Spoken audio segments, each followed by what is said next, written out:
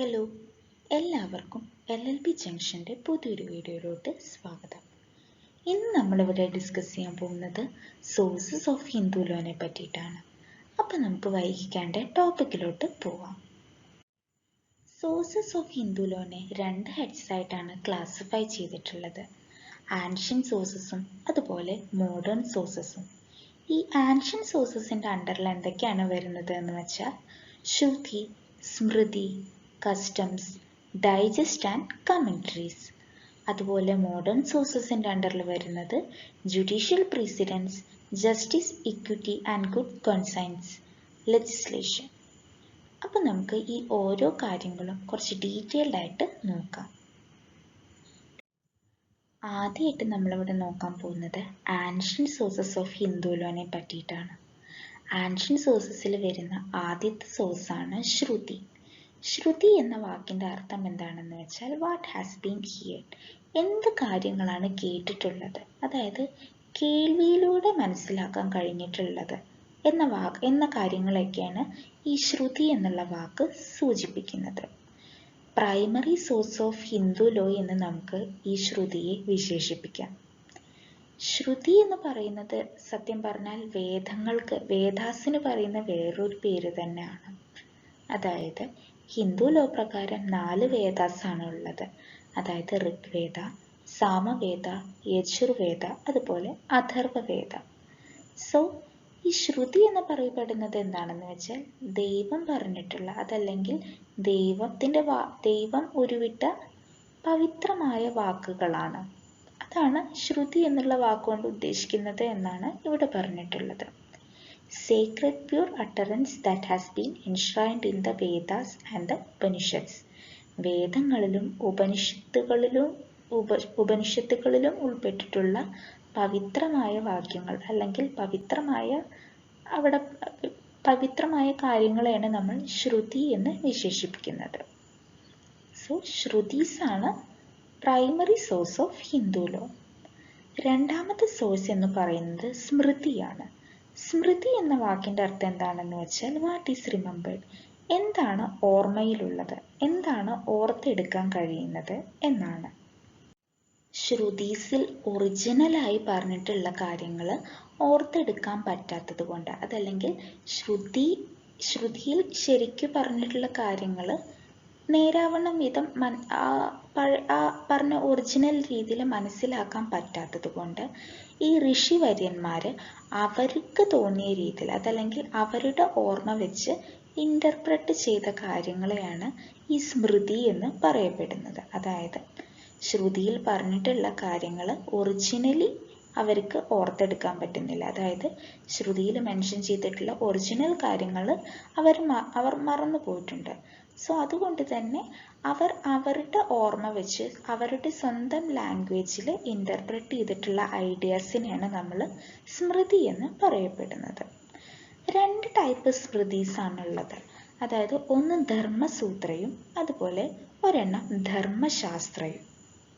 ഈ ധർമ്മസൂത്ര പ്രോസ് രൂപത്തിലും അതുപോലെ ധർമ്മശാസ്ത്ര വേഴ്സ് രൂപത്തിലുമാണ് എഴുതപ്പെട്ടിട്ടുള്ളത്. അത്രയും കാര്യങ്ങളാണ് സ്മൃതീസിൻ്റെ അണ്ടറിൽ പറയുന്നത്.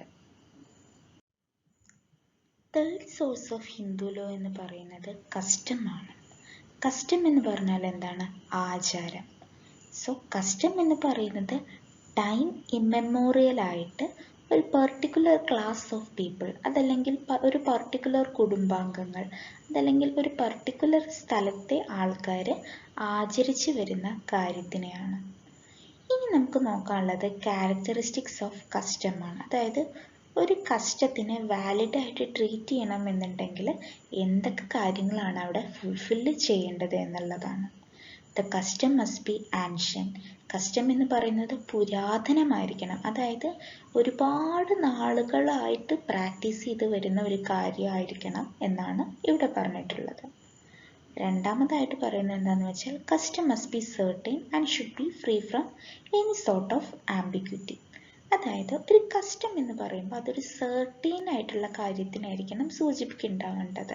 അതായത് ഒന്നിൽ കൂടുതൽ ഇൻ്റർപ്രിട്ടേഷൻസ് ഒരു പെർട്ടിക്കുലർ കസ്റ്റത്തിന് മാത്രം ഉണ്ടായിരിക്കരുത്. അതായത് ഒരു കസ്റ്റം ഒരൊറ്റ പർട്ടിക്കുലർ കാര്യത്തിനെ ഉദ്ദേശിച്ചിട്ടുള്ളതായിരിക്കണം. ഒന്നിൽ കൂടുതൽ കാര്യങ്ങളെ സൂചിപ്പിച്ചുകൊണ്ട് അവിടെ ഒരു കൺഫ്യൂഷൻ ഉണ്ടാവരുത്.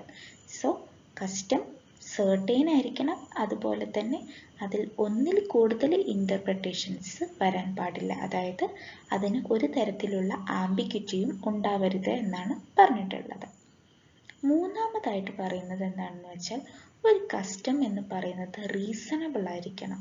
റീസണബിൾ എന്നുള്ളതുകൊണ്ട് ഉദ്ദേശിക്കുന്നത് എന്താണെന്ന് വെച്ചാൽ അതിനെ ന്യായീകരിക്കാൻ പറ്റുന്ന രീതിയിലുള്ള ഒരു കാര്യമായിരിക്കണം ഈ കസ്റ്റം എന്ന് പറയുന്നത്. അതായത് ഒരിക്കലും ഒരു കസ്റ്റം പബ്ലിക് പോളിസിക്ക് എതിരെ പ്രവർത്തിക്കുന്ന ഒരു കാര്യമായിരിക്കരുത്.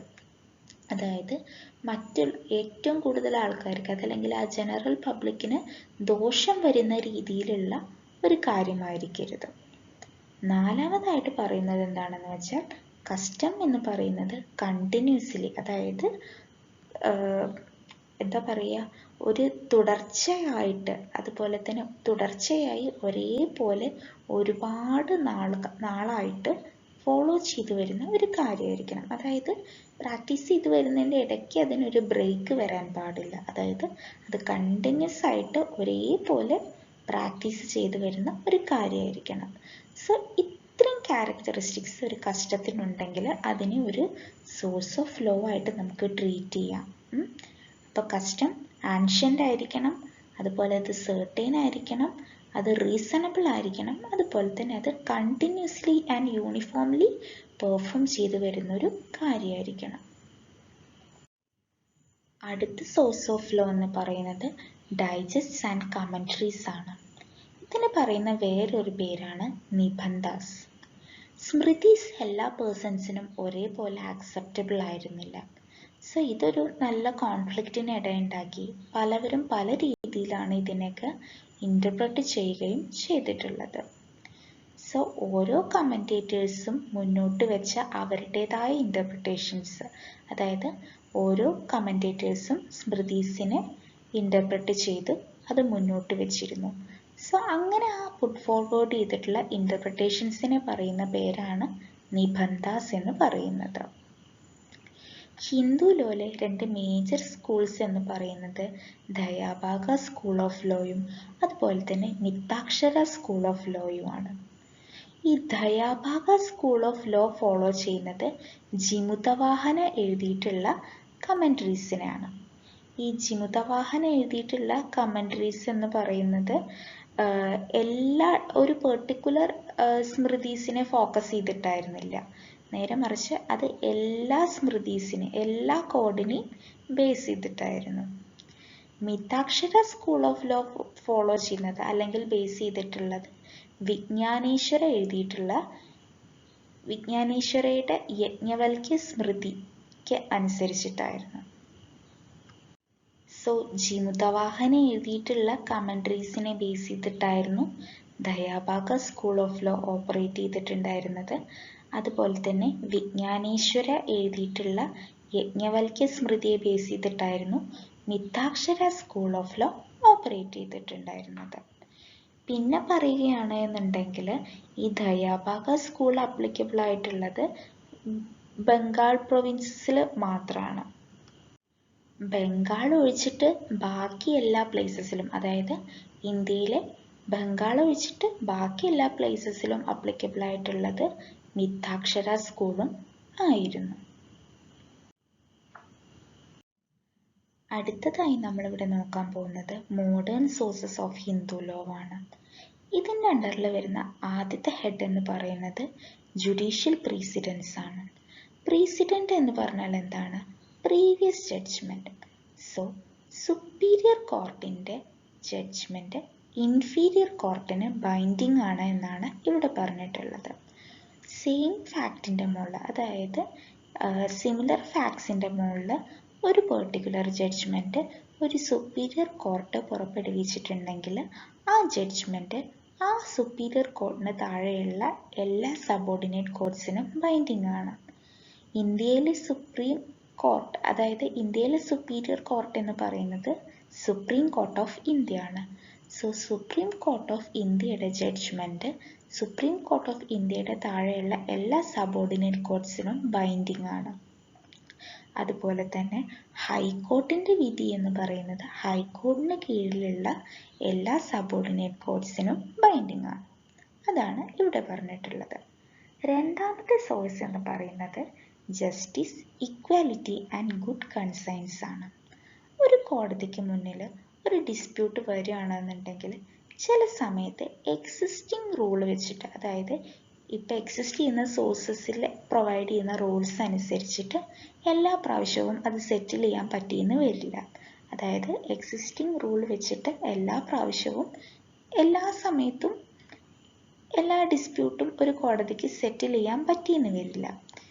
എപ്പോഴെങ്കിലുമാണ് അങ്ങനത്തെ ഒരു സിറ്റുവേഷൻസ് ഒക്കെ വരുള്ളൂ. പക്ഷേ എങ്കിലും അങ്ങനെ ഒരു സിറ്റുവേഷൻ അറൈസ് ചെയ്യുകയാണ് എന്നുണ്ടെങ്കിൽ കോടതിക്ക് ആ ഒരു പെർട്ടിക്കുലർ ഡിസ്പ്യൂട്ടിനെ റെഫ്യൂസ് ചെയ്യാൻ പറ്റില്ല, അതായത് അതിനെ സെറ്റിൽ ചെയ്യാണ്ട് വിടാൻ പറ്റില്ല. സോ അങ്ങനെയുള്ള സമയത്ത് കോടതി ആ ഒരു കേസ് തീരുമാനിക്കേണ്ടത് ബേസിക് വാല്യൂസും അതുപോലെ തന്നെ നോംസും അതായത് ഫെയർ ആയിട്ടൊക്കെ ആയിരിക്കണം ആ ഒരു പെർട്ടിക്കുലർ ഡിസ്പ്യൂട്ട് സോൾവ് ചെയ്തിട്ട് ജഡ്ജ്മെൻറ്റ് കൊടുക്കേണ്ടത്. സോ അങ്ങനെ ഫോളോ ചെയ്യുന്ന ആ ഒരു പ്രിൻസിപ്പിളിനെ പറയുന്ന പേരാണ് justice, equality and good conscience. ഞാനിതൊന്നും കൂടി പറയാണ്. ചില സമയങ്ങളിൽ റെയർ കേസുകളിൽ മാത്രം കോടതിക്ക് മുന്നിൽ വരുന്ന ഡിസ്പ്യൂട്ട് എക്സിസ്റ്റിംഗ് ലോ വെച്ചിട്ട് തീരുമാനം എടുക്കാൻ പറ്റുന്നുണ്ടാവില്ല. സോ ആ സമയത്ത് നമുക്ക് ആ പെർട്ടിക്കുലർ ഡിസ്പ്യൂട്ടിനെ അങ്ങ് ഒഴിവാക്കി വിടാൻ പറ്റില്ല, നേരെ മറിച്ച് അതിന് ജഡ്ജ്മെൻറ്റ് കൊടുത്തേ പറ്റുള്ളൂ. സോ അങ്ങനെ ജഡ്ജ്മെൻറ്റ് കൊടുക്കുമ്പോൾ ബേസിക് വാല്യൂസും നോംസും അതുപോലെ തന്നെ സ്റ്റാൻഡേർഡ്സും ഒക്കെ കണക്കിലെടുത്ത് വേണം അതിന് വിധി തീരുമാനിക്കാം.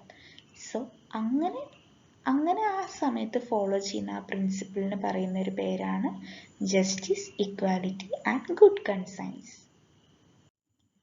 അടുത്ത modern source of Hindu law എന്ന് പറയുന്നത് ലെജിസ്ലേഷൻ ആണ്. ലെജിസ്ലേഷൻ എന്ന് പറയുന്നത് ഹിന്ദു ലോൻ്റെ ഒരു വളരെ ഇമ്പോർട്ടൻ്റ് ആയിട്ടുള്ള സോഴ്സ് തന്നെയാണ്. ലെജിസ്ലേഷൻ എന്ന് പറഞ്ഞാൽ എന്താണ്? പാർലമെൻറ്റ് പാസ്സാക്കിയിട്ടുള്ള ആക്ട്സിനെയാണ് നമ്മൾ ലെജിസ്ലേഷൻ എന്ന് പറയുന്നത്. ഒരുപാട് എനാക്ട്മെൻറ്റ്സ് പാർലമെൻറ്റ് പാസ്സാക്കിയിട്ടുണ്ട് കേട്ടോ. അതായത് ഇപ്പോൾ ഹിന്ദുസിൻ്റെ മാരേജ് റെഗുലേറ്റ് ചെയ്യുന്നതിന് വേണ്ടിയിട്ട്, അതുപോലെ തന്നെ അവരുടെ അഡോപ്ഷൻ, മെയിൻ്റനൻസ്, അങ്ങനെയുള്ള കാര്യങ്ങൾക്കൊക്കെ വേണ്ടിയിട്ട് ഒരുപാട് ആക്ട് പാർലമെൻറ്റ് എനാക്ട് ചെയ്തിട്ടുണ്ട്. ഇതിനൊക്കെ ഒരു എക്സാമ്പിൾ പറയുകയാണെന്നുണ്ടെങ്കിൽ ഹിന്ദു മാരേജ് ആക്ട് 1955, അതുപോലെ guardianship act, Hindu minority and guardianship act 1956, ഇതൊക്കെ തന്നെ എക്സാമ്പിൾ തന്നെയാണ്. സോ ഈ ലെജിസ്ലേഷനും ഒരു important source of Hindu law ആണ്. ഇന്നത്തെ ഈ വീഡിയോയിൽ നമ്മൾ ഡിസ്കസ് ചെയ്തിട്ടുള്ളത് സോഴ്സസ് ഓഫ് ഹിന്ദു ലോനെ പറ്റിയിട്ടാണ്. സോഴ്സസ് ഓഫ് ഹിന്ദു ലോനെ നമ്മൾ രണ്ടായിട്ടാണ് കാറ്റഗറൈസ് ചെയ്തിട്ടുള്ളത്. ഒന്ന് ആൻഷ്യൻ സോഴ്സസും ഒന്ന് മോഡേൺ സോഴ്സസും. സോ ഇന്നത്തെ ഈ വീഡിയോ നിങ്ങൾക്ക് എഫക്റ്റീവായി തോന്നിയെങ്കിൽ വീഡിയോ ലൈക്ക് ചെയ്യാനും ഷെയർ ചെയ്യാനും മറക്കരുത്. അതുപോലെ ചാനൽ ഇതുവരെ സബ്സ്ക്രൈബ് ചെയ്യാത്തവർ ചാനൽ സബ്സ്ക്രൈബ് ചെയ്യാനും മറക്കരുത്. ഏതെങ്കിലും ഒരു പെർട്ടിക്കുലർ ടോപ്പിക് നമ്മുടെ ഈ ചാനൽ വഴി ഡിസ്കസ് ചെയ്യണമെന്നുണ്ടെങ്കിൽ അതെന്നെ കമൻറ്റ് ബോക്സ് വഴി അറിയിക്കാവുന്നതാണ്. So thank you for watching the video.